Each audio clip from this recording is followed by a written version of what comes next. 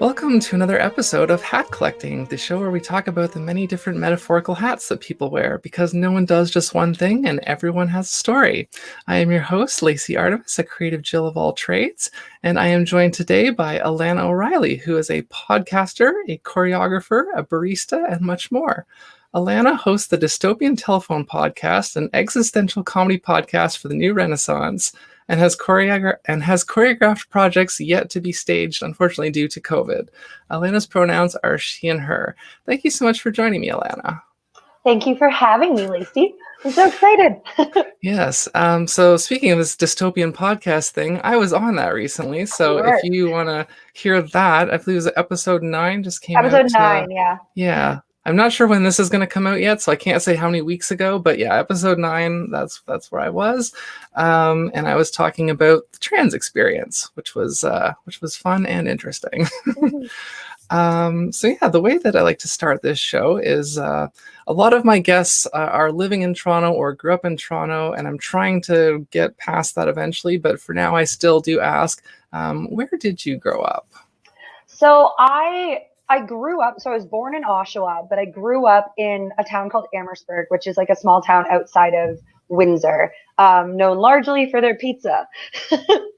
It's a cute little town. For the longest time, it was like Canada's safest community. I don't know if it still holds that title, but we have a big old sign on the way into town that says that, urging crime to like come.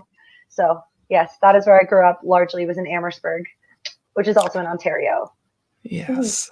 And would you say, do you think there's any, I guess because it's kind of a smaller town, so I've been liking to ask when guests come from a smaller town, are there any kind of like small town kind of stereotypes or things like that, maybe misconceptions that you would like to maybe address?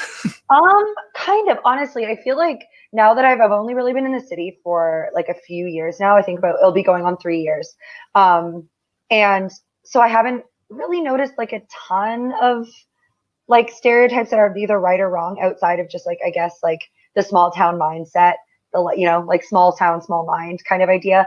And I don't want to say that's true, but I also don't want to say it's false. I don't know. I think that it's not so much the size of the town, but like the people that you find in it. Like I will say that I didn't find my people really until I moved out of a small town. But that on the same coin, like most of the people that I know and grew up with are pretty open-minded and like. Yeah. Well, what's kind of occurring to me, I remember reading an article, it was either like last year or maybe a couple of years ago. It was an article specifically about a lot of millennials who were, flocking kind of away from Toronto because it had become too expensive, and that there was specific like smaller towns in Southern Ontario that apparently were starting to become little enclaves for artists fleeing the big city in search of like more quiet and more affordability. And so I find that really interesting because I've been in Toronto now for about 12 years, I think. And I do love it here. I like the sort of the more like the kind of, the Annex or Parkdale, like kind of places a little bit like that feel a little bit more like an old town versus like a big fancy new city. But I can totally see myself maybe in a few more years kind of doing a similar kind of thing of like moving a little bit more out of town for just something like that. And so that occurred to me of like, we're used to thinking of like, oh, small towns are boring. And because I grew up in Oshawa, which is not exactly a small town, but I did find it very boring there and stifling. But I think eventually once you kind of know who you are and you've kind of found your people, I guess, or found your thing, then you can kind of take that with you wherever you go next and kind of continue on. Yeah, I agree. I very much agree with that. I'm looking for an apartment right now. Actually, my roommate and I are looking to move, and like we toyed with that, or I toyed with the idea of like moving to like Hamilton or whatever, you know what I mean? Because it's cheaper, but also still accept, like you still get that like art scene, and like that's something really important to me. So yeah. But for now, it's the city life. Yeah. And with that said, I'm going to take a moment to do our land acknowledgement. Toronto, or Takaronto, is located on the traditional unceded territory of the Mississaugas of the New Credit First Nations, the Huron-Wendat, the Haudenosaunee Confederacy, and the Anishinaabe. This is a dish with one spoon treaty territory, and we are uninvited visitors on this land. Yeah, I know that, like I said, a lot of my guests have been kind of from this area or kind of grew up in this area. So I haven't been pushing the guests to kind of do their own research on this. But I know that once you kind of heard about this from me, you sort of adopted it for Dystopian Telephone, which I think is very cool.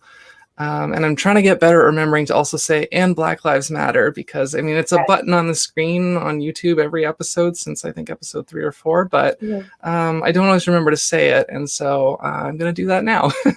Yeah.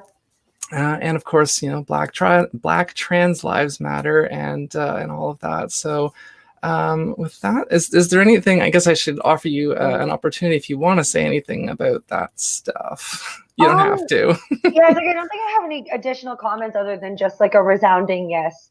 Heckin' important. Yeah. Very, very important. Yeah, thank you for acknowledging that, honestly. Yeah, and I guess while we're on that, I will just kind of quickly say back in episode 6, I had someone on the show who was a lot more like someone who works in diversity and inclusion, and they explained kind of where the acknowledgement came from, like why we do it. And so if you want to learn a little bit more about that, you can listen to episode 6, or if you go to YouTube, I actually cut that chunk out and made it a standalone video on my channel. So that's a quicker, easier way to get that information. So with that said, I know in the intro I kind of I mentioned several things that you do. Can you tell us a little bit more about how you got into these things that you do? Okay, so with choreography, it just happened.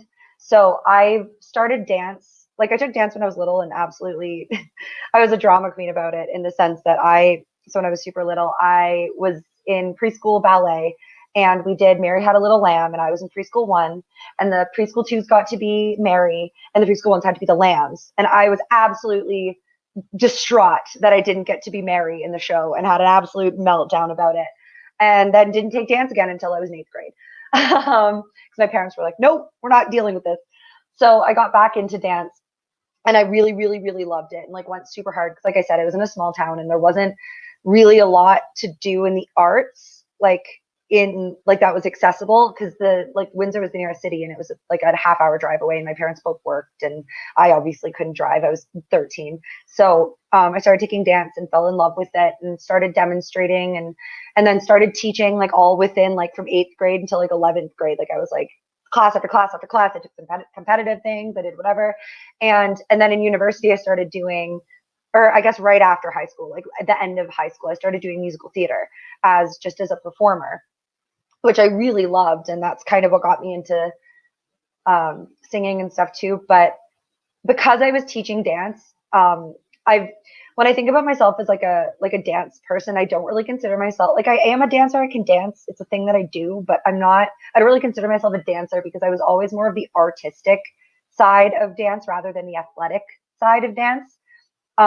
In the sense that like I liked to create, and I liked to build the stage more than I liked to like drill choreography into my own head and have to perform it, even though I did love performing as well. So I did that, and I got an opportunity with a theater company in Windsor to choreograph. I think my first show that I did officially outside of just like teaching at a studio was Jekyll and Hyde, the musical. And I only got to do like 2 numbers in the show. And one was like a burlesque kind of number, and then the other one was more just blocking. And I was like absolutely obsessed and wanted to do so much more. So naturally I got another opportunity, and I choreographed Cats, which is like a huge, like going from 2 numbers to like a whole show, where I was basically the assistant director. And it was like the hardest thing I've ever done. And it was so stressful. And I did it while I was trying to graduate university, but it was like, I was obsessed. Like it was so good, and it turned out so well. And like we sold out the second weekend, and I got like people were really like happy with what I did. And I was really happy with what I did. And then it kind of just stuck. So I've been seeking out opportunities to do it ever since. And yeah, since moving to Toronto, I was supposed to do Back and Forth, the musical, for the Fringe Festival. But obviously that didn't happen. So that's kind of just waiting. So right now I just teach, like I teach for my other job. And so there's that. Podcasting, funny enough, also just fell onto me. Like I needed a way to make art. And like I said, I couldn't choreograph Back and Forth this year because of all of it. And so yeah, and so I'm like questioning myself as like a dancer and a choreographer. And I'm like, oh, what's my art form? Like I was acting largely before this, and that kind of fell apart because I'm a theater actor, not a film actor, and being on camera usually makes me feel kind of weird. And so I was like, what do I do? How do I connect? How do I make art? How do I keep learning and connecting in this world? Like I'm such an extrovert. So I was like, I need to do something. So I'd been toying with the idea of a podcast. And so Dejan, who our mutual friend, who does the podcast with me now, I asked him, and he's the one who wrote Back and Forth, who I was choreographing for. And I was like, hey, I can't really do this, but like, would you want to do a podcast with me? And so we sat down for a brainstorming session in the summer when restrictions were a little bit lighter and things were okay. We sat down and we like brainstormed like a bunch of episodes and like a bunch of like guest pairings, and like the concept that we're still kind of working with, even though it's shaped up a little bit better in the past little while, is kind of like it was all kind of there in that first meeting. And like, yeah, what is it? Just an existential comedy podcast for the new Renaissance. It's like I completely pulled that out of my butt. Like it was just like the most ridiculous thing. And I was like, I don't know what the new Renaissance, and like the new Renaissance, like I just made that term up. Like no one's saying that. But I was like, you know what? No, I like it. It's accurate. And so now we do it, and it's the thing that I'm honestly having the most fun with ever. Outside of my barista job, which also happens to fall on me right before the pandemic. I was like searching for work because I'm a starving artist and needed to pay my bills. And I got hired last February and then everything fell apart. And so now I realize I actually really love being a barista in the same way that I feel like I would love bartending. And I just like that like social connection. Like I actually really like going to work every day, and it's like my little family through all of this. So getting my barista job like early on in the pandemic was actually such a like weird blessing in disguise, because they're like my little family. So yeah, those are my origin stories. Yeah, no, I kind of decided, because I know that Dystopian Telephone tends to be about an hour and a half, and I usually try to keep the show around an hour, but under special circumstances, if the content is good, I say let it go a little bit longer. And so with this one, like because I kind of already have like I kind of know your like energy and a bit of your story, I feel like with guests like that, I can kind of dig in a little bit more. And because like for a lot of the episodes, it does kind of just end up being like an interview, and I called it a talk show, and I've stopped calling it that just because it won't always be like that interactive. But I do actually want to be able to have more discourse, which is kind of why the question set is still evolving, and I'm trying to find ways to kind of but yeah, I remember when Dejan first kind of told me about your podcast idea, and I hadn't even started mine yet, and it's like, oh wow, there's a lot of kind of crossover similarity here. And it's interesting you mentioned the Renaissance too, because that's been kind of a running theme in my life with I don't know if you've ever heard of like scanners or multipotentialites or Renaissance souls. Yeah, I have. Yeah. I discovered that concept, I don't know, maybe like a decade, maybe not quite a decade ago, but a while ago. And it kind of gave me this like this label, I guess, or this it gave me an answer for like, what am I and why am I struggling so much? And a lot of the projects that I've started or have tried have been around, and this one is like kind of really the epitome of it, because it originally started that I wanted to interview other generalists, other like Renaissance people who kind of do a bunch of different things and aren't happy doing just one thing and can't be that, prototypical good little capitalist. And but then I realized that would be way too like, it needed to have broader appeal. And so it evolved into just a list of questions that anyone can answer about their kind of story and their journey, and just what insights can kind of come out of that. And so I think in a way, even though our shows are distinctly different, there's still kind of there's an underlying link between them, which I think is really cute. Absolutely. Right, though, there is. And like, it's funny that you say that. Like, I remember seeing the multipotentialite. I'd never heard that term before until like this past year. And I saw the TED Talk. I cannot think of their name, but someone does a TED Talk about it. And I remember watching it and just like, I just started sobbing because I was like, that's me. I was like, oh my gosh. Because I've never known, like I'm all over the place. I do so many things. It's absurd. I can't even pick two. Like, yeah. And like that is, again, a big part of why I do this show, because I got so frustrated after so many years of just like, well, all of my passions are like creative and artistic, but I can't make a living from that. And but I still want to do them anyways. And but how can I find a way to kind of combine my like love of learning and of sharing information and of being creative and hopefully being inspirational and meeting and talking to interesting, cool people? And how can I put that all together? And this is kind of what happened. And I'm hoping eventually that it, does become something a little bit more, and maybe, become something that can, I don't know if I'm ever going to be able to live off of it, but who knows? But, right. And like, yeah, well, always, I feel like when it comes to like money, and something I've just kind of come to is like, I'll figure it out. I'll figure the money part out. There's always something you can do to make money. And like I'm going back and forth in my head about monetizing. Like I'm trying to monetize a little bit. Like I'm trying to get a Patreon up, and I have this mental block around it because I'm like, oh, like, but it's my art. But I'm like, I want to be an artist. So I have to figure out how to monetize it at some point. That's like the whole point, but not the whole point. It's not the whole point. And I think that's what I keep coming back to is like, even if it's monetized, like it's not monetizing my personality. Like that's what it feels like. But really it's like, I'm trying to find a way to keep doing what drives me, because like money has never been my motivator. And when money is the only motivator that I have to keep me going, I tend to just not thrive and not do the thing. And I've never really understood like when that's people's main motivator in life. Like I wish I could sometimes, but it doesn't work for me. Yeah. So Yeah. I'm actually going to, wait, I thought I had the question missing. I'm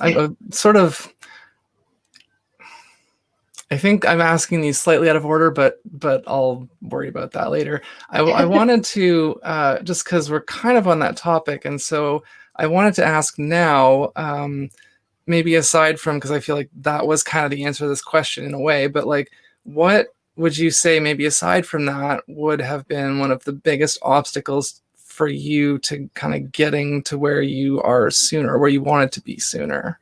It's funny because when I was reading these over, the answers in my head were A, money, but B, just, I think like, and I know this is very cliche, but like caring what other people think. Like I've spent so much of my life being so hung up on like other people's perceptions of me and just comparing myself to other people. And it's still something I struggle with from just like an anxiety perspective. But I think that, yeah, that was always the biggest thing, is that fear of like failure, that fear of failing, not overtly, but in other people's eyes, and like not being enough. So like I feel like I didn't take chances on myself as much as I could have. And I fell into a lot of really like kind of sketchy situations in particularly in musical theater, back in the day, just because I was so hung up on like, these people need to like me, and if they don't, then I am doing something wrong. And I've kind of come to realize like, no, if everyone likes you, that's kind of when you're doing something wrong, because you can't be authentic and have everybody like you. And I think that so I've started to almost like find that like moment of joy and like, okay, when I don't resonate with somebody, to be able to take a look at myself and think, am I proud of what I'm doing? And do I still ascribe to what I'm doing, even if they don't? And I find that like my voice is a lot easier to access. And because of that, it's a lot easier to like do things like start a podcast, which I don't think I ever would have had the guts to do before this year. So that's that. Did you, we can potentially cut this part out maybe, but I didn't know if you wanted to talk a little bit about sort of the actual genesis of the dystopian telephone concept. Sure. Yeah. Well, it started, okay. I'll try and keep it quick. So to start, at the very beginning of the pandemic last March, I was living with my roommate and a partner, and I'm sure he would agree, we probably shouldn't have moved in together. We were not doing great. Like it was just not a good match, I guess, but we panicked because like, we were like, oh, we have to move. So I guess we're moving together. Yay. And then the pandemic took us out pretty quick. So I was living with my ex, and he was living with me, and it was like super turbulent. And my thing that I usually, even though we ended and it was a good thing that we did, I wasn't like necessarily heartbroken, but like a breakup is still something that you have to deal with. So I was like, I need something to do. And I usually, like the last time I went through a hard breakup, I literally up and moved to Toronto to become an actor. which whatever. But in the time before that, I threw myself in musical theater and whatever. And I was like, I don't have a project. There's nothing for me to throw myself into right now. So I made one. And it started out as, it was like a collaborative arts project, kind of like, I always forget what it's called. It's like a French name, but like, you know, when you have like a drawing of like a body, and like you pass it around and like someone draws the head and someone draws the arm and someone draws the leg and someone draws whatever. And you just like keep passing the piece of art around until you get like a cute little like collage of different people's art.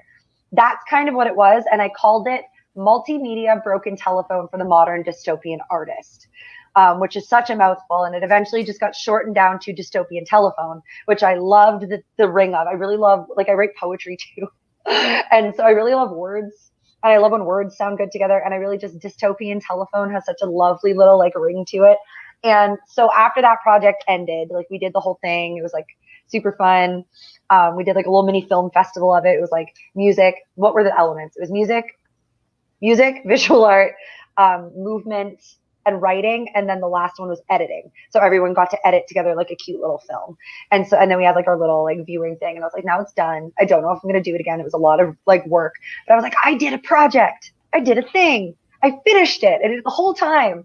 And I was like, oh, okay. And then when I started, I was like, I need something to do. I need a platform. I toyed with TikTok and I tried, and I love TikTok, but I get it's for some reason, I just have not been able to be consistent with creating content on TikTok. I don't really know what my brand is. It's a lot of like planning and effort. And it just wasn't working for me. I was like, this isn't going to be like my number one platform. And I was like, a podcast, and Dystopian Telephone as a title, just kind of like, I was like, perfect. That's the title. And from there, I was like, okay, what do I want? I kind of started with that little phrase, like the existential comedy podcast for the new Renaissance, because like I said, like that Renaissance person thing I'm obsessed with. And that's kind of how it started with like everyone. And in my mind, like, it's almost like with the Ratatouille, like everyone can cook. I'm like, everyone is an artist. Everyone can make art. Art is the most human thing that we have. And I want to bring people on no matter what they do. And I want, like, this is them making art. Just coming and talking about what brings them joy is like artful in its own right. And anyway, so that's kind of how it started. And with like the dystopian, I'm like, we live in a dystopian nightmare. Like everything is bad, but there's beauty in the world. Like there's a lot of beauty in the world. And I don't know, I guess like for me, like I said, I'm a major extrovert. Like, I don't know if anyone knows like the Myers-Briggs, but I'm an ENFJ. So I'm like an extroverted, intuitive, judging feeling. Like I don't do a lot of isolation. It's funny because I'm an INFJ. Yes, that actually doesn't surprise me at all. My sister's an INFJ. One of my closest friends is an INFJ. That's like INFJs and INFPs are like the two types that I tend to like end up really close with. And then Dejan is an ESFJ maybe. Okay. I think we have, or maybe it's a T. We have one letter off and it's either the second or third letter. I can't remember which one it is, but that's another type that I have a very different kind of relationship with, I've noticed. But anyway, I'm going off on a tangent now. But that's, yeah, did that answer your question? Like that's kind of how it came to be. No, just because I kind of know a bit more of the backstory, and even though I didn't actually end up participating in the original Broken Telephone multimedia project, I did think it was such a cool idea, and just because I do think that is relevant to kind of explaining and painting the picture of how you got to kind of where you are now. And like I said, I'm really allowing myself to indulge in this one, I admit. So don't worry too much about rushing. Okay, cool. I'm kind of just letting myself indulge and enjoy this one a little bit more. I might regret that later, but we need to enjoy things right now. Yeah. Do not. So one of the important questions here as part of this, again, because I'd like to try and help people learn things, I guess we can, if you want to kind of do all three of the main things, or if you want to just pick one or two, but I like to ask about misconceptions, because I know everyone has assumptions when you think like, oh, you're a barista, oh, you're a choreographer. Like, what do you think people think when they first hear that is wrong, or that is maybe just needs a little bit of adjusting? I think, okay, and I get a little bit passionate about both of these. So for choreography, I'll be quick about this one. And this is something that I get trapped in still. So I'm like adding myself here. I'm like trying to convince myself, but to be a choreographer, you don't have to be a dancer. Like you have to have a dance background, obviously that helps, but like, oh, am I going to get it wrong? Oh, Bob Fosse. Bob Fosse, his whole thing, the whole reason Fosse is a style in and of itself is because Bob Fosse was not a technically good dancer.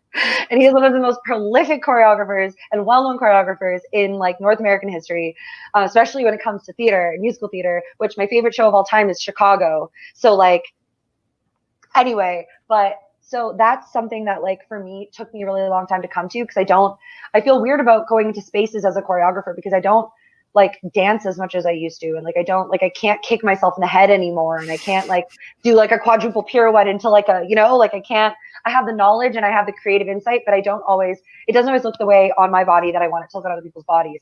And the more I learn, the more I realize that like, you don't have to be like Mia Michaels. Is it like, yeah, she's phenomenal. And like, but you don't see Mia Michaels out there in like the corps de ballet. You know what I mean?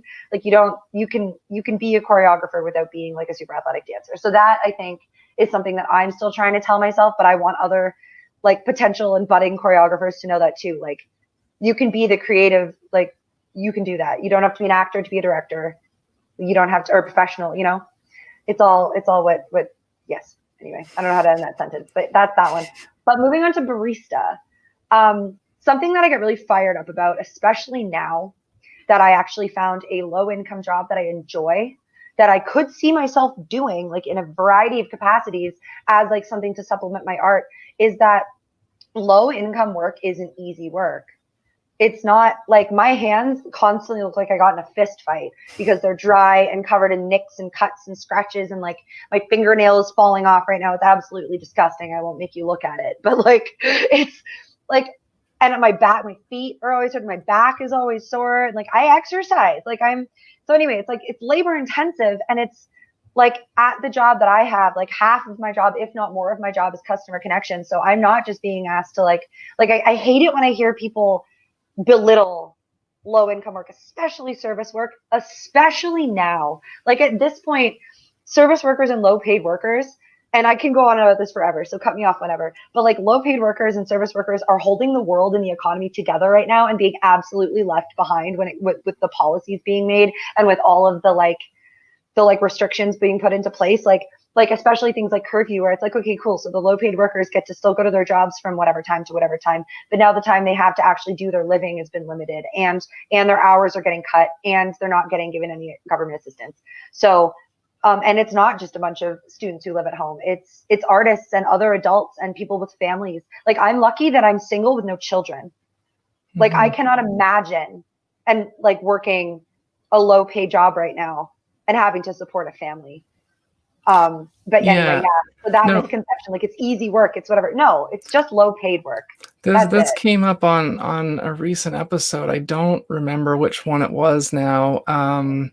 But yeah, it was like, because my first job ever was at a Wendy's, and I have worked at several different restaurants. And like, yeah, I kind of went on a little mini rant myself, because people were like, oh yeah, how hard is flipping a burger? It's like, but you're not just flipping a burger. There's so much more than that. Like, oh my gosh. And like, yeah, you're all getting like grease burns, and you're like, running around, and like, yeah, it's definitely, and I've said this before, I feel like the jobs that pay the least, I think, not in every case, but in a lot of cases, they actually are the hardest jobs and the ones that pay the best. I mean, it's maybe a different type of difficulty, because obviously working construction is different than being a lawyer, but like, and skill sets and things, and like things that require like a longer time in school, like things like being doctors and lawyers, and obviously. But I think this is why it's important that we should have like that minimum wage should be a livable wage, because then it doesn't matter what you're doing, you can still live comfortably. And this is where the whole class warfare comes in. We won't go down that road, obviously, but goodness, what a rabbit hole. So yeah, I guess I will continue on with the questions now. We've indulged quite comfortably. So when you were a child, do you remember what you wanted to be or do when you grew up? So many things. I think my favorite and probably the longest, which might surprise people, is I wanted to be, for the longest time, I wanted to be a meteorologist. There was a point in time when I wanted to be an interior designer and a psychologist. And of course I wanted to be a pop star for like the whole time. I didn't think it was achievable because I lived in a small town and the resources weren't there, but I still wanted it. But the meteorologist thing, I don't even know why. And I'm still really fascinated with like weather and like, but I remember I watched like, you know, the movie Twister, like that really bad movie about tornadoes. I watched it when I was like 7 and I was like, a storm chaser. That's a career for me. And then my parents were like, I don't think that's like a valid. And I was like, you know what? You're right. It's probably too risky. But a meteorologist, that sounds right. Like that sounds good. And like obviously that I didn't pursue that, but I honestly could see a world where I did. Like I could see like an alternate version of the where I'm like just like a weather person who like does like all the weather things and then like goes on the news and like presents it. Like I could definitely see myself doing that if I had chosen a different path. Yeah, no, the fun coincidence with that, I always get excited when people bring up certain things because meteorologist is actually one of the professions on my list of like, I really want to have a meteorologist on this show at some point. Yeah. So that that's like, it gets me excited because it's also, again, I'm trying to like these different connections where like I'll have one, because I literally just interviewed a like hairstylist, colorist, and somebody I interviewed a couple episodes before that, that's what they had wanted to be when they grew up. And so Oh I my just gosh. love these connections of like, oh, hey, this person from this episode wanted to do what you do. And just, I love that, how it's kind of come in full circle in different ways. I'm so connected. We're so much more Yeah. similar than we think we are. Yeah, definitely. And again, that's again part of what I'm striving for with this show is to just like, again, everyone has that story, and like you might be like, I'm often surprised when someone who does X thing turns out to also do Y thing on the side, and I just think that's so fascinating because there is this idea that people just, you are a this and you do this stuff on the side, but it's like almost no one seems to actually like do or like mainly do the thing that they want to mainly do. And so but it's also, we can find like positives and we can find value in the thing that we end up doing, even if it wasn't our dream. And yeah, I like getting to the bottom of those things. Yeah. Yeah. Yeah. So the next question, bit of a like the kind of preamble, the preface for it. I do happen to know that I'm pretty sure you're not 30 yet. I'm not. I'm not Okay, 30 I yet. was remembering. So you've still got time, according to society, to get everything figured out. Couple years. But if you're on a path now that it sounds like you're on a path that you feel pretty good about, what age were you at? I guess there's sort of two parts. So what age were you at when you kind of first sort of got onto this path that you're happy on? And I guess also maybe in a couple of years, where do you hope that you'll be when you kind of get to that magical age? Right? Oh my goodness. So it's funny because when I was thinking about this question, I was like, oh, but I don't know. I was like, am I on the path I want to be on? But I think really in this past year, I've started to like really notice that I am in fact on a path that I like, despite everything that's gone wrong. But I feel like that started like, it's weird because I feel like I was on the right path when I started university a little bit. Like I had like an idea because the program I studied is called Drama and Education and Community.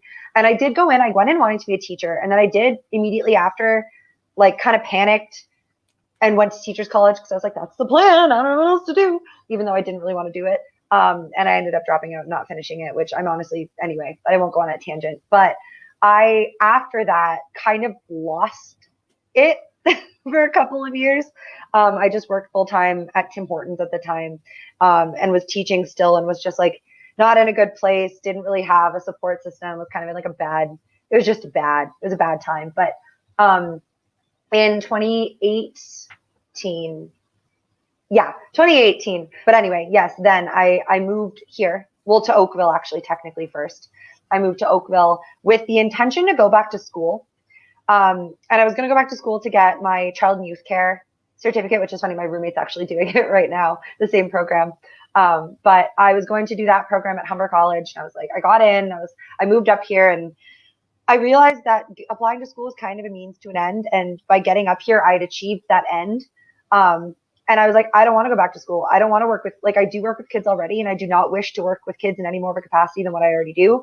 Why am I doing this program? So instead, I enrolled for class at Second City. I enrolled in an acting class because I had fallen out of acting and things. I was in like it was just a weird situation, but I fell out of like all of my arts. And I was like, I want to get back to the arts because I miss the arts like so much. And so I took that acting class and went to one class, and I was like, I'm not going back to school. I'm going to become an actor. And I still like acting. And now I call myself an artist now, and even though that was like, I was like, I'm going to act and that's the thing, I still think that set me on the right path. And every choice that I've made, whether or not those choices worked out, that I've made since then has kind of led to that. And sometimes I like sometimes will look, so I'm really emotional right now. I've been so emotional this week, this month, this 6 months, year. It's fine. But yeah, like the one a little while ago, I remember like walking into my apartment and closing the door, and like all the Christmas, we had like set up our Christmas lights, and I was just like home alone that night, and everything was like clean. And I was like, I've created a nice little life. Like I'm struggling in ways and I'm doing whatever, but like I wouldn't take it back, like any of it. Like I think that I'm pretty happy with what I've made for myself, and I'm excited about what the future is gonna hold for me. So yeah, that's I guess I feel like I'm on the right path. I'm absolutely not. I'm definitely still in the interim in a lot of ways. Like, but yeah, I don't know. Part of that was also I forgot an important part. Part of that was also coming out. The same summer that I decided to be an actor was the summer that I realized that I was bi. And I came out at a drag show, did nothing really came of it for 2 years, but I like to look back and think like, yeah, I moved, changed, like decided to become an artist and came out all in the same summer. And now those three things have took my life into my own hands, I guess, and kind of stopped listening as much to what other people thought. And that took longer to actually sink in. But yeah, summer 2018 was like the jumping off point for me. That sounds good. Again, like I'm enjoying just kind of like reveling in your story here. I don't know every single piece of it. I know some of it, obviously, but Yeah. yeah. So I think this next set of questions, I was just thinking before we started recording that I think I might kind of combine them in a sense. Sure. And so just kind of like what I was there's kind of a two-part thing. Obviously being like silly and playful and goofing around, I feel like is pretty integral to the human experience. And also self-care is very important, which is becoming more, I guess it's becoming a little bit more mainstream in the last few years. And we're starting to realize it's not all just like spa treatments and fancy dinners. So I guess in a bit of a, not quite rapid fire sense, but just like, what was the last silly or playful thing you did on purpose that didn't involve children? And what was the last act of self-care that you did, no matter how small it was? Okay, so silly and playful. And okay, so every week on the podcast, we play a game. And it's my favorite part of the show. My roommate comes up with them. They're always like a funny little word game related to the topic. And I absolutely love it. I love like the last one we did, I kind of found myself in like a role of like a weird American Idol judge. And like just being silly in that regard is amazing. And even just sharing silly things. Like I'm such a big proponent of like play. Like play is so important. And so I guess that's my answer for that is I do silly things every day, but the last big one was probably podcast things. And I try and make that a regular part of my life. And as far as self-care goes, I just was actually, funny enough, was talking to my therapist about this today, in the sense that like self-care can just be getting dressed and walking around your plaza. Self-care can just be like giving yourself permission to be quiet and not talk to and like say no to a phone call. Saying no can be self-care. And I think that like there's a lot of like I'm like very obviously I do a lot, and it's an overwhelming time to exist, obviously. And so I've been like trying to find moments for self-care every day, and the big self-care things like doing a yoga class or like making a green smoothie or cleaning the whole kitchen or whatever. Those things aren't as accessible to me right now, and I'm sure a lot of people can relate to that. Like the anxiety depression combo pack that I was assigned is making that really difficult. But it's the really, really small things and just giving yourself permission to revel in those little tiny things that you give yourself, and being grateful to yourself. I think that's part of it. It's just like being grateful for the things that you can give yourself, no matter how small. So another question that I like to ask of my guests, because I'm, again, this show is about kind of learning and sharing things that we learn. What was the last new thing that you learned, and what is something that you would still like to learn, whether it's a skill or a piece of information or whatever? So this one I was like struggling with, and then I realized I was like, you know what? Like the last thing I learned, and I'm still learning, is literally how to podcast. Because I was like, what have I learned? Like weird little things at work, I guess, and like whatever. But yeah, no, like podcasting, and like I've also been reading a book that I don't know if it's appropriate to mention, but basically it's about shadow work. So it's about like just like so that's been cool. I've been reading a couple books slowly but surely. I'm not amazing at reading. Like I have a hard time being focused on reading these days. But I've been reading, one book is called The Body Keeps the Score, which is just about trauma. So that's been really good and interesting, and learning about just mental health stuff. Like I'm like learning about, but whatever. So other than that though, I think the most important thing is really just like how to exist in a digital world. Cause I've fought tooth and nail against it in like a weird way for a really long time. And I don't love connecting with people virtually. Like it's even still like I've been equating it to drinking decaf coffee, because like I'm still having coffee, I guess, but like I'm not getting the same fulfillment out of it as I would if it was fully caffeinated coffee. And that's how I find a lot of digital communication to be. But and same with teaching online, but I've been forced to adapt. So I'm teaching like Zoom dance and drama tomorrow. And I've had to learn how to like, there's like Jungle Run is like a drama game I can play, and like how to like teaching how to or learning how to like teach through Zoom, and how to like create a podcast and how to do things digital in like the digital world that like I didn't even know how to buy a domain name before. And now I know that you can just like buy, like there's just this whole new world for me that like I feel like I haven't learned all that much. Well, that's not true. I've learned a lot so far, but I do feel like I have a lot more to learn in that realm as well. Yeah, but something else that I guess the other part of the question was something I want to learn. Yeah, I feel like I can say this. It was like, it's not like overtly like, but I really want to take like classes in like either aerials or like pole, like for like the fun, like aerial, like the like circusy things. Like right before all of this, that was kind of what I was wanting to do, is like I was going to go back and take some dance classes. But now that the longer I've had to think about it, I'm like, I've taken dance. I like dance. It's fun. It's cool. But really what I want to do is learn something new. So like, I'm really like hyped, either like a pole fit class or like an aerial, like silk, so like the big, like circly one, or like, you know what I mean? Like circusy classes. Cause I love acro and I love like gymnastics, but it was never something that I did as much growing up. Like I did it when I was really little, but like, so like I can do a cartwheel and like a shoulder roll and like little things. And like I do yoga. So like I'm really pretty into yoga as well. Like I want to eventually get my teacher certification when I have the time and resources to be able to do that. But I think that would be a fun like hobby that doesn't have to have a means to an end, that I could just do for fun, to just like bring all of my joys together. And yeah, so that's something I want to learn. Like that's like a post-COVID goal of mine, is to take some kind of circusy class. It's again, this happens occasionally when the guest will mention something, and because you kind of mentioned, I don't know if you were alluding to like pole dancing when you said pole. Okay. Yeah. That was something I guess about 3 or maybe 4 years ago. Like, because there are so many things that I'm interested in, I want to try, even if just once. And like there was a time, and I still kind of am curious to try a pole dancing class. I just never have actually gotten around to doing one. Yeah. I had a friend whose parents had one when I was in high school. And like, it's so fun. It's so just fun. It's such a fun thing to do. And I would love to take a class or a bunch of classes. But yeah. Yeah, no, that's cool. So this next question tends to, I find, give some pretty interesting answers. I like to ask this kind of concept because like we have our left brain and our right brain, and there's a lot of different kind of dualities that make up the human experience. And to kind of keep it in the theme of hats, metaphorical hats, what would you say are maybe your two most dissimilar hats, and hats being skills or interests?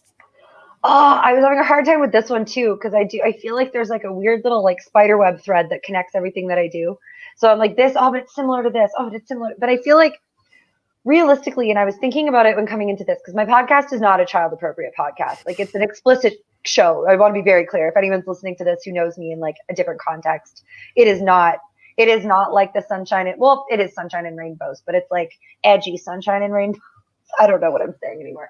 But I think that like the podcast version of me, and then like the me that I bring to like teaching kids, even though they're very similar, I think that they would still have to be my two most dissimilar hats, because I do have like this like birthday party clown persona almost, I find, because I am very like the goodness darn golly, you know, like I have all these little filler words because I have a hard time not swearing. And I think I'm doing pretty well on this one. I shouldn't say I have a hard time. Unless I have to like flip my brain. Like I'm either in teacher mode where I'm speaking like I would speak to children, which is kind of how I had to flip my brain for this, or I'm in podcast mode where I'm just like super crass and making like, you know, like, and I get like fired up about capitalism, and I like scream about the patriarchy, and I have like a whole like side of me that like is explored like about like shadow work and like kink and like all those kinds of things, and like that kind of world, and like like human sexuality is something I'm so fascinated with. So like that part of me that's very explicit versus like the part of me that teaches kids and the part of me that like comes on, you know, like I think that those, because it always shocks people because I am very like bubbly and like I give off like I've been told on multiple occasions that I give off like kindergarten teacher vibes, because but I'm like that to me is almost surprising, but I realize that it is absolutely like a persona. It's like a version of myself that I put on like for like the public, I guess. And yeah, so I think those like but whereas the podcast is just like I don't hide all that much on the podcast. Like it is honestly the most authentic thing I've ever put out, which is why it's so scary. And then there's me teaching, which is also oddly scary to share because it's a version of myself that usually is only seen by children and my employers.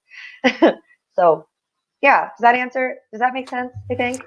It absolutely does, and as I'm sure won't surprise you, it can definitely relate to that as well. And like I made the conscious choice to keep the main show PG. When we get to the bonus, you can swear all you want.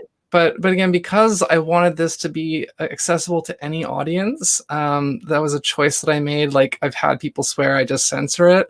But just yeah, I want, because I mean, not that I necessarily expect that this show is going to end up getting shown in like classrooms. That would be awesome.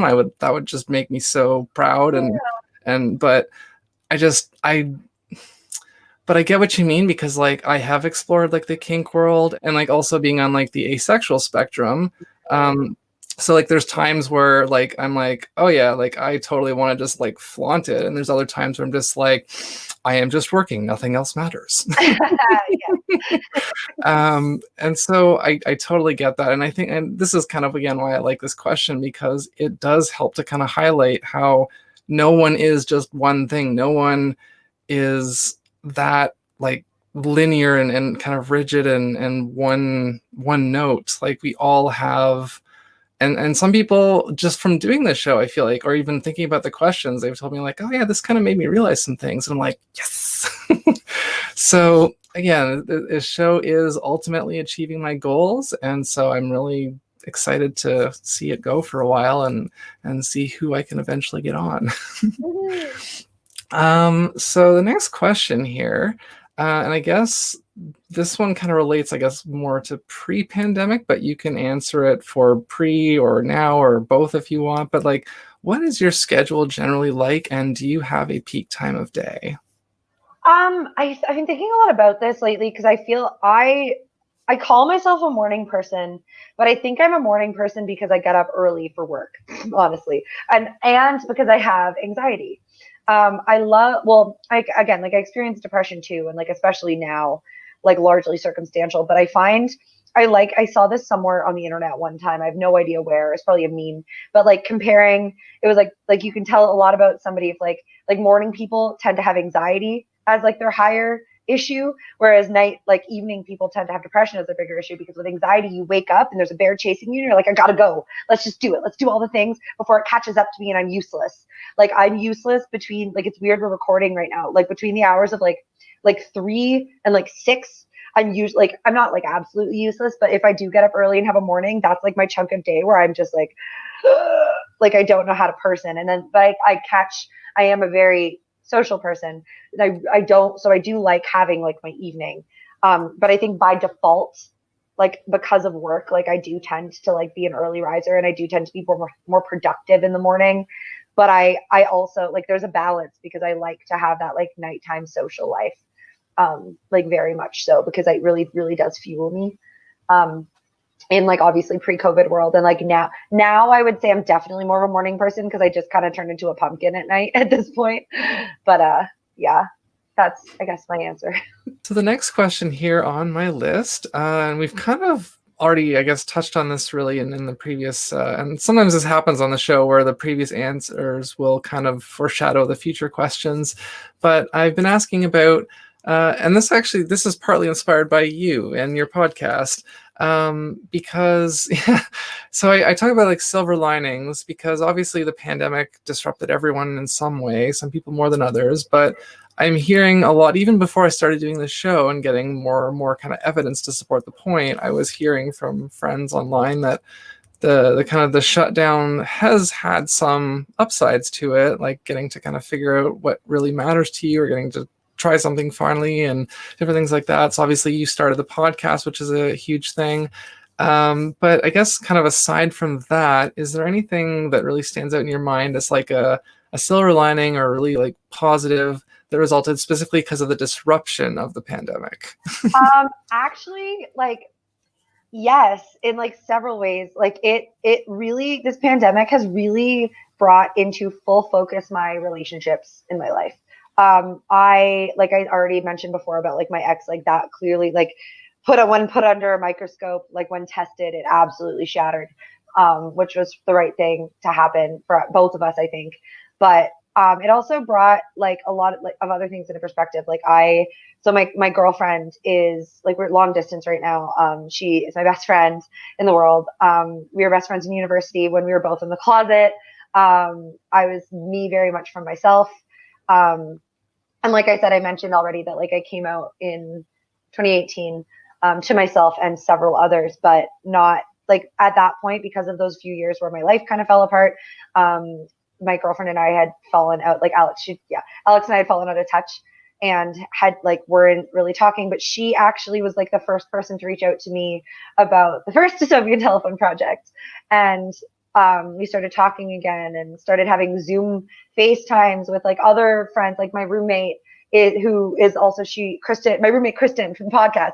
She writes the games for my podcast, and she it was also in my programs. Like her and I have gotten a lot closer, and Dejan and I have gotten a lot closer. And then me and Alex were kind of brought together because of all these other like disruptions. And like I just love her so much. And I'm so grateful to have her in my life. And like, yeah. And just like allowing myself and just being home and like being on, like I ended up on TikTok because of the pandemic, which I wasn't on before. And like through TikTok kind of like helped me realize a lot of things about myself, helped me start to like just look inward and like figure out like what was going on with me. And like I've made the joke a few times that like, because people have like told me, they're like, you seem like you've grown up so much, like you're so much more mature, blah, blah, blah, whatever, you know, like you seem a lot more grounded as I'm like floating through space.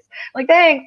But I think as much as I joke, I think that really comes from the fact, and I say this as a bit of a joke, but I'm not even entirely wrong. I was like, I feel like all of the insecurities of my life can be explained by three things. Let's see if I can remember what all three of them are. One of them is the fact that I'm bi. Oh, I do. I know what all three of them are. The fact that I'm bi, the fact that I very likely have, and we don't know this for certain, like I still have to go through, but it's becoming abundantly clear that I most likely have ADHD.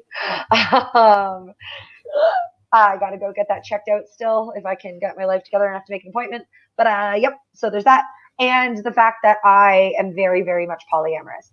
And those three things, realizing those three things over the course of the pandemic, just through having time by myself and having like reconnecting with old friends, you know, and starting creative projects and taking chances and being lost and feeling like everything's so turbulent, but also knowing. So like, again, I'm not going to get into it just because whatever, I want to protect identities and whatnot. But like I had a really, really, really rough relationship right before I moved here. And in that relationship, I was basically like, I didn't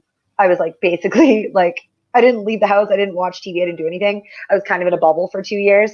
So when all of this started happening again, I was like, oh, here we go. This is drama. This is fun. But I think that like being able to cling to the fact that I was like, no, I've been through worse and I've survived it. And now everyone else is suffering and all this, like, what can I do? Like, how can I?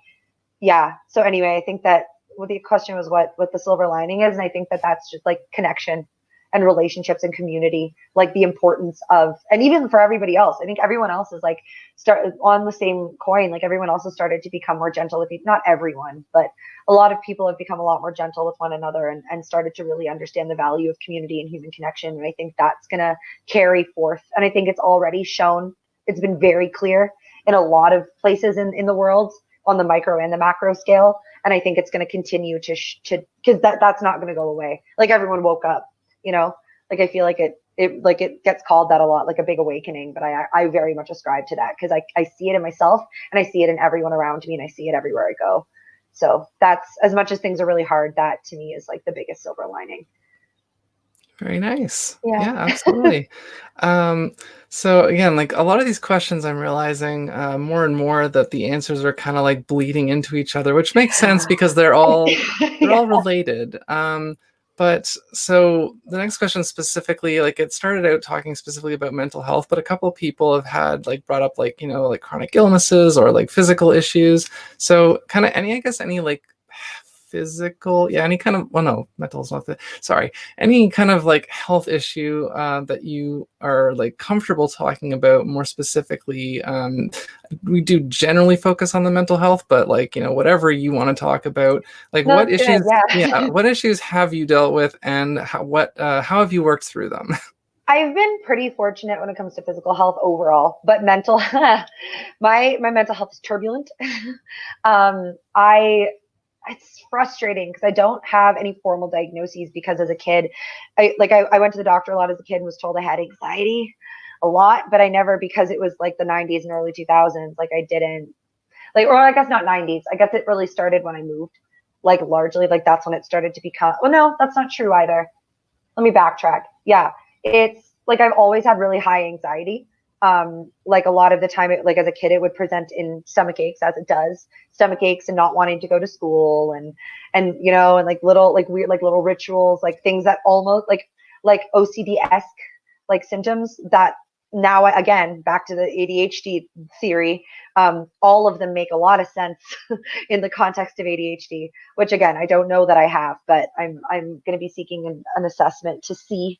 But on top of that, so there's that, like that was like, so anxiety has kind of been the biggest thing for me. And I've had various coping mechanisms over the years. Now unfortunately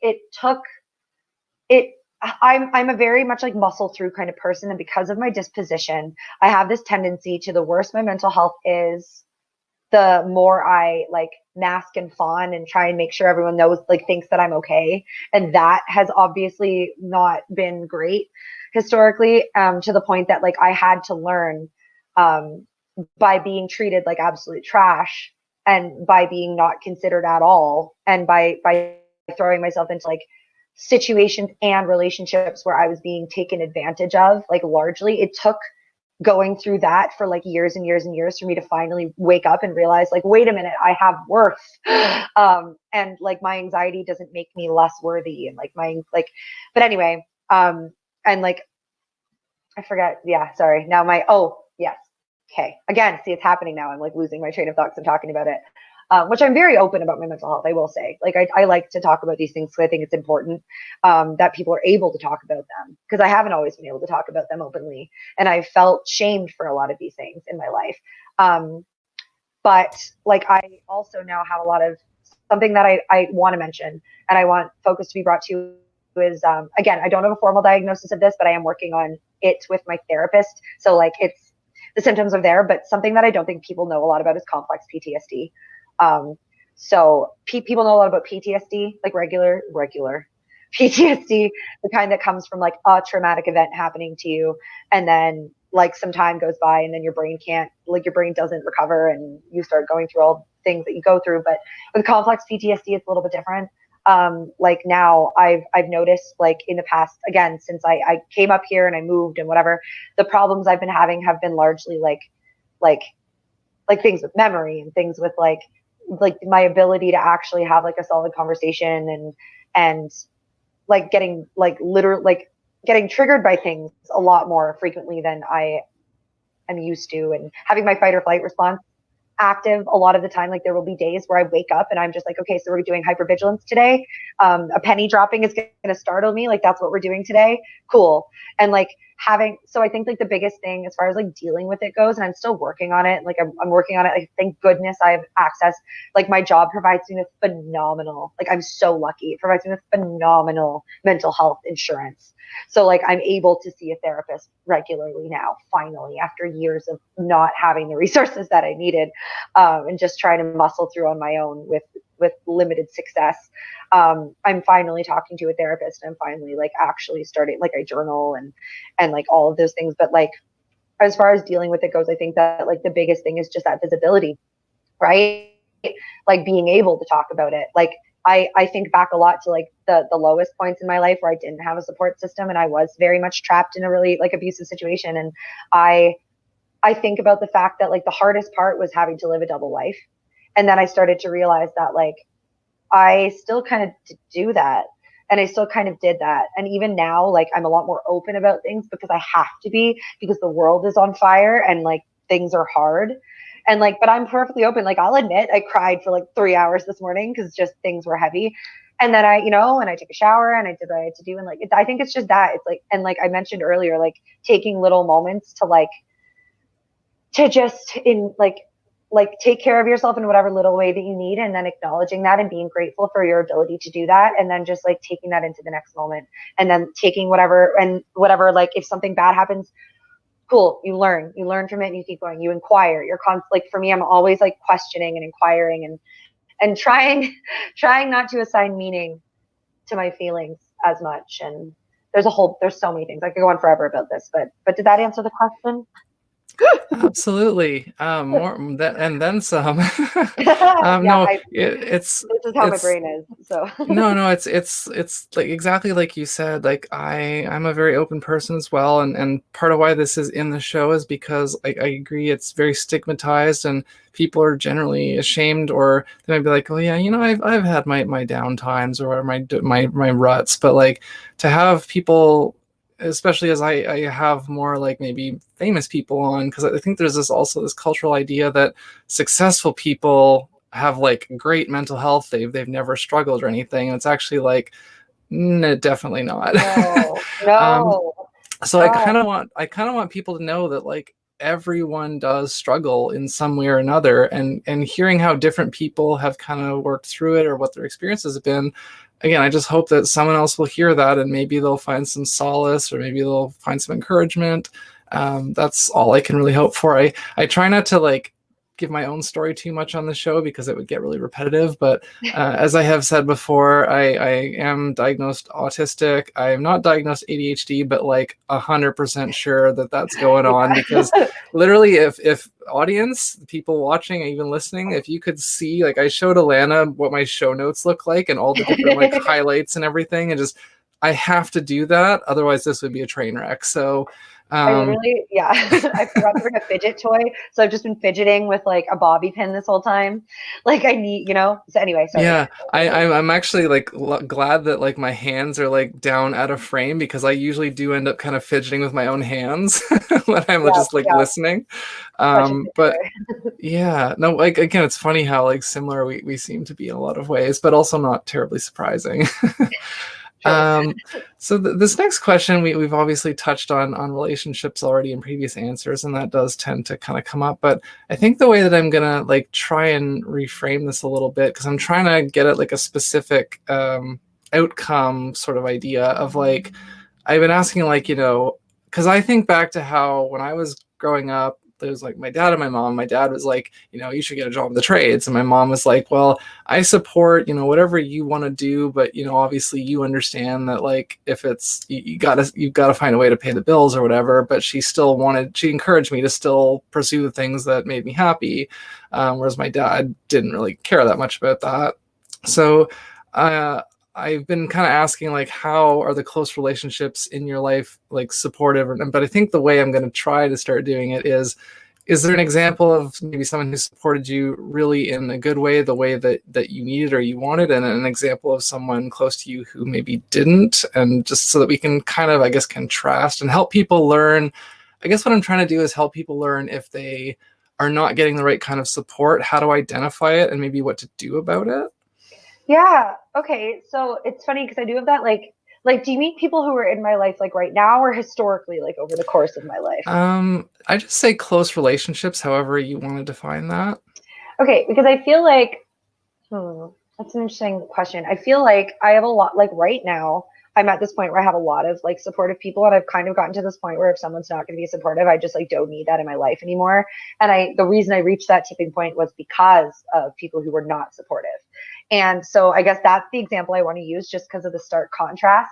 So my parents are pretty supportive people. I have to put that out there, like first and foremost. Like my parents are supportive in the sense that like they both are kind of just like do what makes you happy. Like they let me go to like weird art school. Like they supported my choice in moving. Like they still help me when I need it. Like I'm very, very fortunate. Like my brother's gay and came out like way before me. So like, and I watched them support him so that when I came out, it was just like, by the way, also I'm bi and also I'm polyamorous. And they're like, cool, as long as you stop dating jerks. And I was like, deal. And like, so I've been supportive in that regard by them.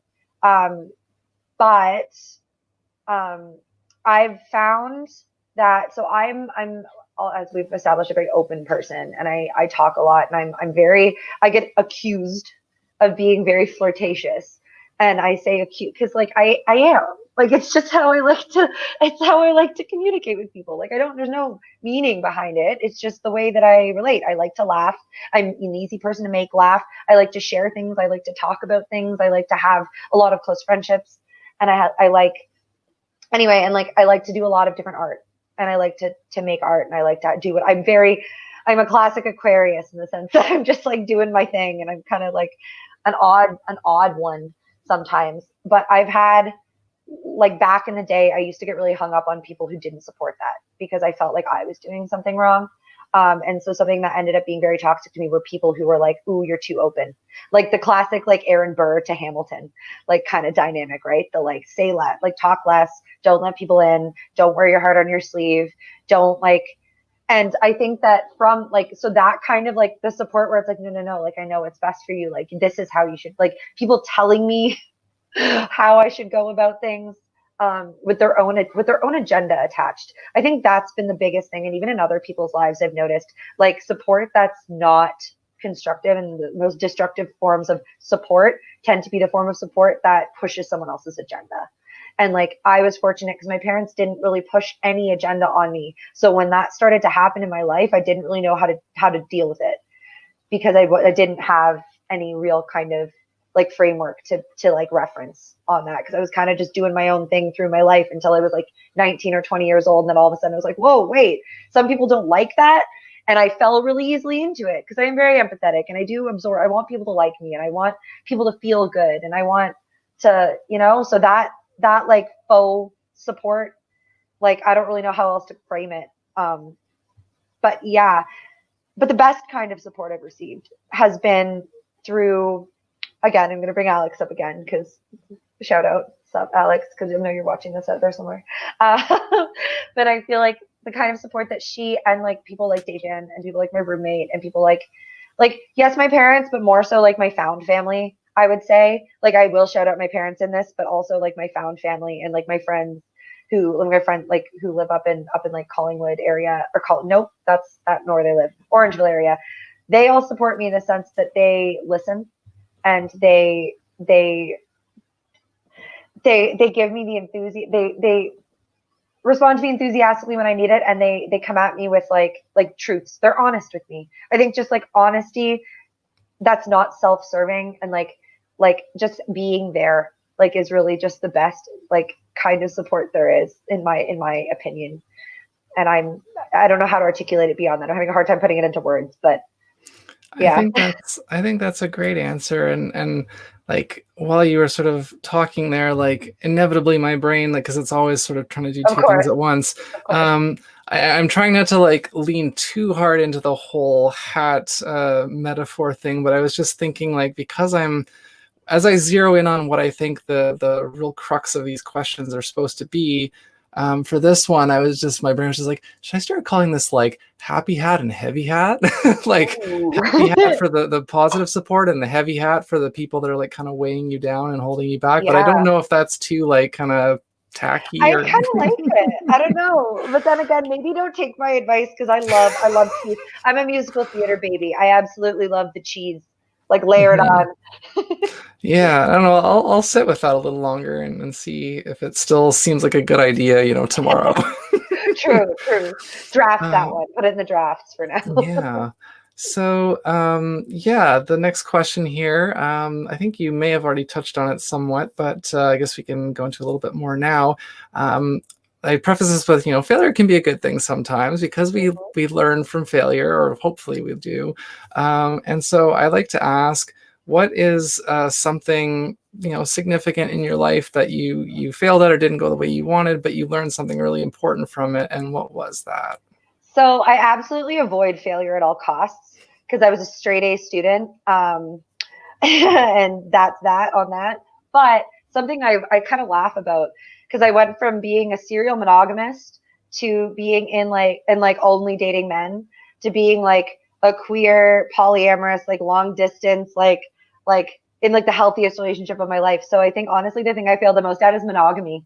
I failed at it, and not in the sense that I was cheating on people, like not in the sense that like I don't know, I won't get into all the reasons as to why, but like I think the biggest thing was like when I was being monogamous, my parents are this really beautiful, like they met in high school and like grew up, like, like they ran away from their small town together and had this like life, and they did all this, like, and they're still like happily married, and all they're missing is a white picket fence. I've definitely said this on the podcast before, but like, and so like that was how relationships were modeled to me, was like this, like, like heteronormative, like mono kind of deal. And so I was trying to replicate that in my own life because I seek connection so absolutely deeply, and I absolutely like just like thrive in any kind of relationship. It doesn't have to be romantic. I thrive in relationships when I'm being true to myself, and I don't think I've ever really been true to myself in a monogamous relationship ever. Not just because again, I am bi, like I'm not saying just because I've been dating men, like for the record, like I'm not saying that because I was dating men I was failing, but I was in these like relationships where like I was trying to fall into this role of like I mothered a lot of people, not because they necessarily needed it.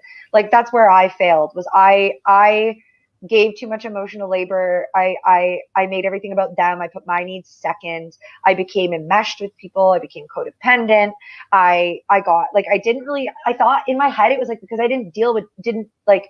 because I wasn't a jealous person, because I wasn't dealing with jealousy, and because I felt like helping my partners all the time, I thought I was doing well. And I was like, why are my relationships failing? Like, why am I just like picking these people? And then like I did a bunch of reflecting on it, like as my last relationship ended at the beginning of the pandemic, and I was like, oh, I started to look at like myself, and I was like, oh, okay. So maybe I was part of the problem a little bit, and like coming to that and like feeling that like kind of like shame part of it, and like dealing with that. I think I really learned like to make time for myself and to put myself first. Like, and I think that's why polyamory is so important to me, because even if I'm only in one relationship, like I'm always in two, because my first relationship is always with myself.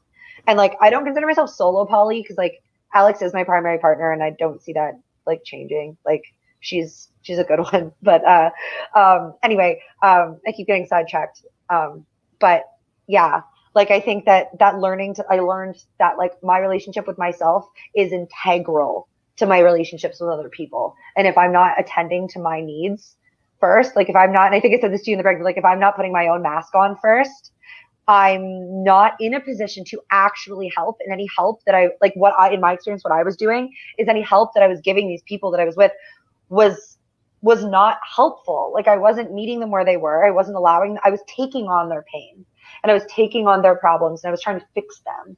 And that wasn't good. Like that was not constructive. And I think that as soon as that clicked, like it became possible for me to have a healthy relationship and to be in a healthy relationship.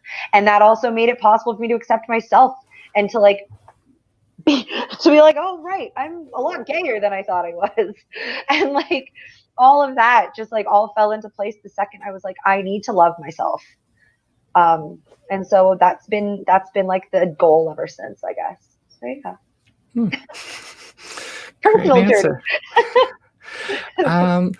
So yeah, we've talked about a lot already. We're just about to the end here.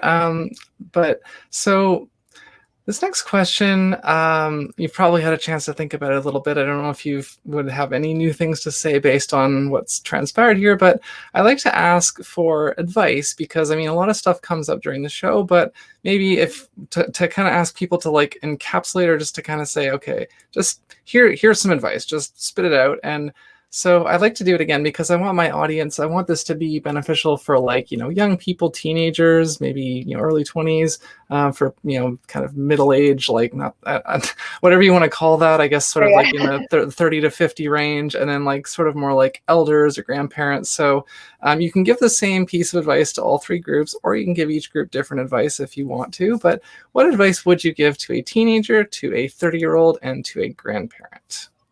Honestly, I think it's the same advice, kind of, with maybe like a different like lens. My biggest piece of advice is just like never stop learning. Never stop learning, and like admitting you're wrong is like please do. Sometimes you're going to be wrong, and that's okay. Being wrong does, because I feel like we're kind of taught, and like especially older generations. So maybe this is like an extra shout out to anyone like over 40 or whatever. I don't know when this idea like started to shift, but like I feel like a lot of the time when I come across like older adults, like in like my parents' generation and older, I would say, I met with this mindset of like, oh, I am who I am, and like I don't want to talk about my feelings, and I don't know why they all talk like this, but anyway, like I feel like I met with that a lot, and that just sounds terrible. Like my biggest, maybe I'm projecting, but like my biggest fear is to just like be stagnant and to like stop learning and growing. And I've also found that I found the most peace and freedom and love in my life when I've been able to admit my failings and my shortcomings, because I'm a human being. And I think that a lot of people are trapped in these, like I have no idea. I like to preface everything I say by saying I don't know anything except for what I think I know. Yeah, I think my advice would just be like always be curious and critical, and don't take yourself too seriously. Advice I'm still trying to take, to be completely honest, but yeah, be curious and open to learning and open to admitting that you're wrong, because sometimes you freaking are. You just gave me an idea. I don't think I'm going to add this to the show, but I was tempted for a second to add a question to say, what piece of advice would you, that you're not good at following yourself, do you give to other people? Because I think that's the thing. Like, it happens between me and my partner all the time. It's like, well, you tell me to do this, but then you don't do it. And like, well, you tell me to do this, and then you don't do it. It's like... Right. And yeah, I feel like, oh my gosh, like literally, like for me, it's like talking about my feelings, and like I apologize for crying so much. And like, but then like Alex will cry, and I'm like, no, you have to cry. Like, feel your feelings. It feels good to cry. And then I start crying, and I'm like, I'm sorry for being a burden. Like, that's, yeah. But at the end of the day, like it's a practice. Everything is a practice. That's what I tell myself. Yeah, everything absolutely. Is just a practice, and you just keep going, keep learning. So now we get to flip the script, and we get to, you've kind of already gotten to interview me and ask me some questions, but you're going to get another chance now. I don't know if I've given you the preface about what a lot of people have asked. Usually people ask, or at least several people have asked about, why I started the show and like what I hope to get out of it, which I've kind of covered a bit already, but you can ask me a question from the show, from the bonus, anything else, whatever you want. I kind of like, and this is terrible to just like steal your question, because like I would love to know what is a piece of advice that you give and don't necessarily follow. Because I think, because I was going to ask you, I feel like this is a little bit of a gentler way to ask, because I was going to ask about the what you failed at and learned from, because I think that's really interesting. But I think this is almost like a present moment version, because it's something that you're currently not quite getting, So like, what's something that like, to be true, but can't quite practice, maybe is a better way to frame it. Well, the absolute most recent example of that just happened earlier today is that my partner has been helping out one of their best friends, someone who they say doesn't really have many other people in their life to help support them. And so my partner's been taking on a lot of extra emotional labor for this person, and my partner's not really in a great position to be doing that. Yeah. And like, it's like, I've been telling her, like, that's a huge burden to put on yourself and you're already struggling. But I've been kind of doing the same thing for her because she's been struggling a lot too. And so I don't know if you ever heard, this will be another little tidbit for you and your audience and my audience, of like, have you heard of I think it's an article, maybe it's a book about like the like circle of complaining or something like that, where Oh, you're only supposed to like complain out, but people who are further in the ring from you, like, it's like, basically, if someone else has more going on or a bigger trauma, then they're allowed to complain to yeah, you, but you can't complain to someone who has it worse than you. So it's yeah. like, so I'm kind of looking at like, I feel like where I am in my sort of situation, I feel like I have more capacity right now to be supportive, which has meant that I've been supporting more than I've been supported. And I Mm, kind of realized, saying like, you know what, I don't really have too many people that I feel like are kind of outside of my own ring who have even more support to give that I can kind of turn around to. mhm. So like, basically, I've just been kind of saying like, me and my partner, we both need to work on kind of boundaries and not, because like, we want to help people and we're empaths, but you have to be careful with that because you can Absolutely. easily Yeah. get burnt out. Yeah. Oh yeah. I um, know it. yeah. So, and like, I think kind of in terms of the failing, I did touch on this in another episode as well, of just, I feel like, and again, kind of how I was explaining earlier about this show is kind of the culmination of so many other projects that I created, that I was trying to find something. I was trying to find something. And it like, because I did a podcast years ago where I was interviewing people and I really enjoyed it, but I ended up stopping it after a while. And then after a couple of years, like, I miss interviewing people. And so I started doing it again in a different form.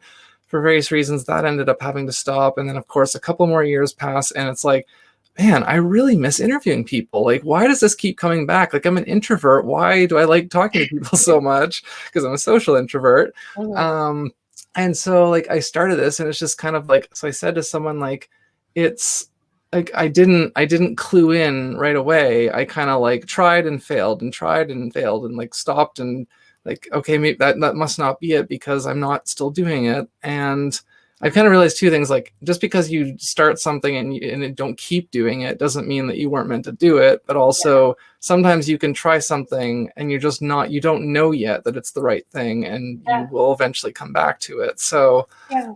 yeah, those are You can kind always of my step back up. Yeah. yeah. So those are kind of my two answers. Good answers. Good um, answers. And it sounds yeah. like you're working through it. Like it sounds like you have a really good mindset towards both of them. So that's really good to hear. Yeah, it's like I said, the reason I kind of actually did bring that up specifically, of like, being bad at taking your own advice or actually acting on your own advice, is because I like, that's something that's been really like put back in my face a lot lately, of like, I'm telling this other person to like do this or not do that, but what am I doing? I'm doing or not Yeah. doing that. It's My like, why is it? therapist, yeah. My therapist had like a great, and I've heard this before, but I like bringing it up to people because this is my therapist has encouraged me to do, is to just like think of myself in various parts, right? Like the part of me that's giving the advice isn't necessarily the part of me that needs to be taking it, but it doesn't make either part of that any less valid. And like it's okay that you don't always like succeed, and like that gentleness with yourself is important too. Like to be able to sit with yourself in your shortcomings as much as in your successes, because like you're always going to have both. And you can't always practice what you preach all the time. It's not realistic. Yeah, this But is yeah. true. So, last kind of question before we do sort of the promotional outro stuff. Are there any specific charities or causes that you would like to promote or raise awareness of? Okay, so I epically failed on this one because I forgot to actually get the resources. So I don't know. You can send them to me after the I fact. can look into. I have to find. I almost just want to say look up your local. Honestly, something that I think needs attention and resources and again, I don't. And the reason it's frustrating because I can't even think of like the services because I don't see them as much as I'd like to. But like violence against women programs, like I really, really, really think that like there's such a stigma around domestic violence, and there's such a stigma around people. The number of times that I've been told you don't look like somebody who that would have happened to just is like, it's like a punch to the gut every single time. Because I'm like, no, who looks like they would be a victim of domestic violence? Nobody. That's the issue. Because it's so insidious, and and the resources, it's hard to find resources, and it's hard to talk about. And I think that it creates this cycle where people, like, I was really fortunate in my situation because I was able to get out, but a lot of people, and like, I didn't have kids, and it was a whole thing, but like, a lot of people aren't that lucky. And I think that, like, raising awareness that it's right in front of you, and people that you care about could, like, because that's the other thing too, is like, ever since, like, the more people I talk to, the more people have had similar, like, circumstances. Whether or not they're as severe doesn't matter, because it's traumatizing regardless. So I think that like that awareness of domestic violence and resources for not just women, but like, because again, like, I found, like, everybody can be a victim of domestic violence and interrelational aggression and violence. And I think that just made up that term, I think, but I think that awareness of that is really, really, really important. And that's, yeah, so I can find some resources that are actually more concrete. I wish I had thought of it before halfway through this episode, but that is a cause that means a lot to me. So yeah, absolutely. And that's not something I necessarily have personal experience with, but definitely people that I know do. And just because this has bothered me in the past in post-production, when I kind of think of something, but I don't remember exactly what it's called. So I looked it up, and it's called the ring theory of supporting someone through trauma. And so, yeah, the idea is that you, like, draw rings, and whoever has the, like, hardest situation, you're not allowed to, like, dump more of your problems on them. Like, they're allowed to dump outward. And that's what that's about. So yeah, I just wanted to, like, actually get that right, so that people could look it up if they wanted to. Yeah, and so with that said, we're going to do the plugs now, and I'm sure you don't have quite as many to do as I do, but I have like 2. Well, take it away. Okay, so I personally, on Instagram, I'm at alanna.bomb, so like ALANNA.BOMB. That's where I'm at. And I'm also, you can find the podcast Dystopian Telephone on Instagram as well, at Dystopian Telephone. And we're also on Spotify, Apple Podcast, Google Podcast, I think probably other platforms. Dejan is the tech guy and knows more of the platforms that we're on. But check out where you listen to podcasts. Dystopian Telephone. I think we have, by the time this comes out, we'll probably have like 12 or 13 episodes. Who knows? Yeah. But we're fun. It's a good time. Yeah, those are all the plugs I want to give. And so with that said, this is already a pretty long episode, so I think I'll keep it short this time. ArtemisCreates.com. I know you've heard this every time you've listened to the show. That's where all my stuff is. I actually have a physical copy of my book now, which is a brand new thing. It's called Parker and Tucker. You can get it on Amazon currently. Eventually, I'm going to look into like other places to get it, but Amazon owns like something like 65% of the ebook market. So if it wasn't on there, nobody would be reading it. So unfortunately, I have to be on there. Oh, you've gotta.